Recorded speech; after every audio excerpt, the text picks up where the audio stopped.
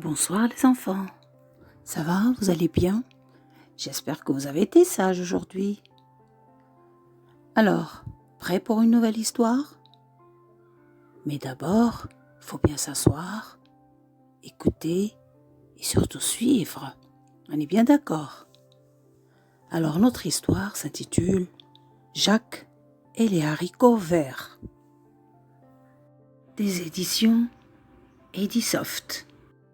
Il était une fois une pauvre veuve qui vivait avec son fils Jacques. Un jour qu'ils avaient très faim, la mère dit à son garçon d'aller vendre leur vache qui ne donnait plus de lait.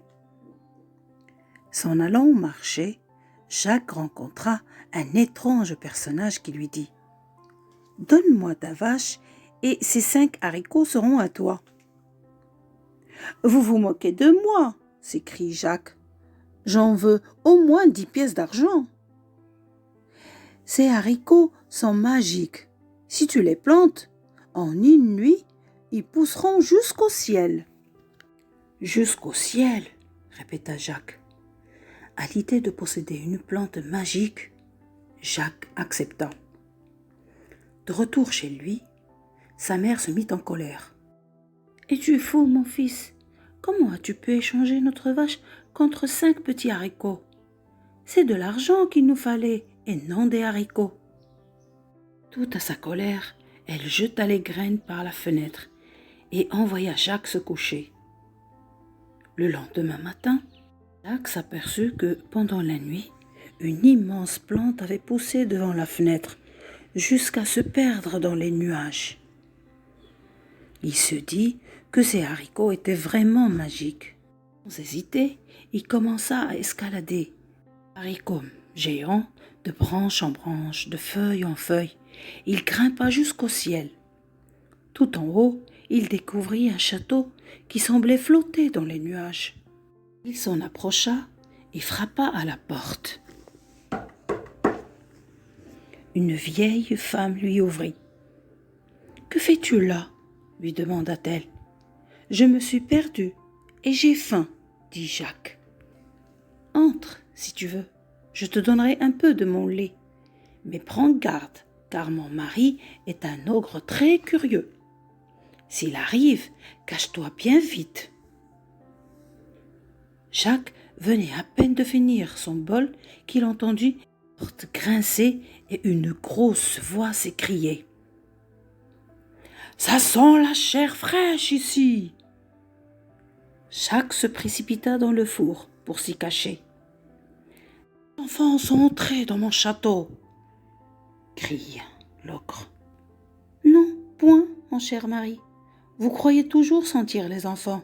Tenez, croquez plutôt ce bon gigot. » L'ogre se tut et dévora son repas avec appétit. Comme il était très riche et très avare, il compta ensuite ses pièces d'or. Puis, se sentant fatigué, il finit par s'endormir. Jacques sortit doucement de sa cachette, remplit une bourse de pièces et s'échappa. Il retourna au plus vite auprès de sa mère, qui s'inquiétait beaucoup, et lui dit « Ne pleure pas, regarde plutôt ce que je t'ai rapporté. Tu vois, les haricots étaient bel et bien magiques. » Veuve remercia le ciel de lui avoir donné un fils si habile. Tous deux vécurent les jours heureux grâce aux pièces d'or de l'ogre. Au bout de quelques mois, il n'y eut plus de pièces dans la bourse. Jacques décida de retourner au château. De branche en branche, de feuille en feuille, il grimpa à nouveau jusqu'au sommet du haricot géant. À ce moment, une fée apparut devant lui et lui dit « Voyez-vous ce château, Jacques ? Un méchant géant vit là-bas, et si tu es brave, tu pourras le tuer et devenir riche. » Jacques se dirigea vers le château. Il vit le géant qui dormait, et sur le bord de la fenêtre, il y avait une poule dans une cage. « Libère-moi, lui dit-elle, et je te pondrai un œuf en or chaque jour. » Jacques prit la poule et descendit vers sa maison. Il appela immédiatement sa mère et lui raconta l'histoire. Jacques était heureux, et sa mère aussi. La poule pondait chaque jour un œuf en or, et ils devinrent ainsi riches et heureux. Pourtant, au fil des mois, Jacques se sentit de plus en plus triste. Rien ni personne ne pouvait lui tirer un sourire. Jacques s'ennuyait et n'avait qu'une envie, retourner une fois encore dans le château de l'ogre. Jacques escalada le haricot géant. Cette fois-ci, il entra par la fenêtre qui était restée entr'ouverte et se cacha dans un grand chaudron. L'ogre arriva et tout se passa comme d'habitude. Pourtant, ce jour-là, l'ogre ne parvenait pas à trouver le sommeil. Il alla chercher une harpe en or, jouait et chantait sans même la toucher. Au son de la douce musique, l'ogre s'endormit. Jacques sortit de sa cachette sans bruit et déroba la harpe, qui se mit à crier « Maître, mon bon maître, réveille-toi, voilà qu'on me vole !»